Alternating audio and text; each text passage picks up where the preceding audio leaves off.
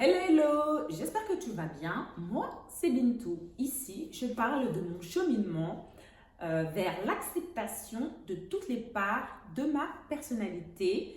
Je partage mes réflexions et mes prises de conscience. Donc, n'hésite pas à t'abonner si le sujet te parle. Aujourd'hui, je reprends une carte de mon oracle. N'hésite pas à regarder les précédentes vidéos où j'explique comment cet oracle a été pensé et créé.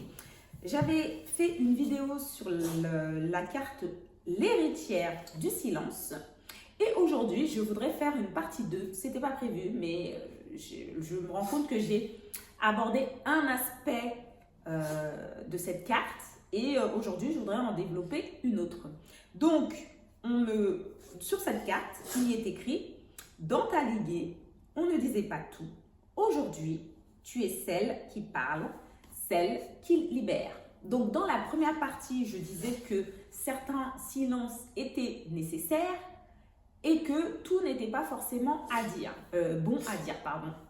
Mais aujourd'hui, après avoir pris du recul par rapport à ma précédente vidéo, j'ai oublié de mentionner l'état d'esprit dans lequel étaient mes ancêtres, les femmes plus particulièrement face à ce silence, car elles n'avaient pas la possibilité de parler librement. En tout cas, c'est mon interprétation et c'est mon expérience. Je me dis que je vois autour de moi que les femmes n'ont pas forcément leur mot à dire pour certaines thématiques. Et je me demande aujourd'hui comment elles se situent par rapport à ça. Qu'est-ce qu'elles pensent du fait de ne pas pouvoir parler librement? Est-ce qu'elles auraient voulu parler, s'exprimer librement? De mon point de vue à moi, étant une personne qui a grandi dans une société où les femmes étaient libres de parler, je pense que j'ai cette mentalité. Mais si on se place dans un autre point de vue et si tu grandis dans un monde où tout n'était pas bon à dire, finalement, tu t'habitues à ça et ça ne te vient potentiellement pas en tête de te dire je vais parler librement. Mais par contre, ce que j'ai remarqué, c'est qu'on connote les personnes qui s'expriment malgré l'opposition comme étant des personnes rebelles. Donc, j'ai un peu un problème avec ce terme parce que finalement, pourquoi avoir la connotation de rebelle ou mouton noir puisque tu dis simplement ce que tu penses? Parce que autour de toi, les personnes, elles se censurent. Toi qui prends l'initiative de dire ce que tu penses. Après, il faut peut-être mettre les formes ou ne pas être dans les émotions, bien sûr, mais tu te permets de dire tout haut ce que tu penses, mais tu es cataloguée, tu es irrespectueuse, etc., etc.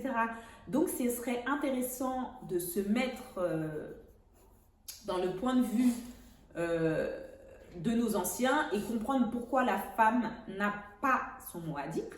Et dans la société actuelle, qu'est-ce qu'on pense des femmes qui parlent librement, qui s'expriment librement et qui disent tout haut ce que les gens pensent tout bas, mais qui sont malheureusement cataloguées comme étant des rebelles.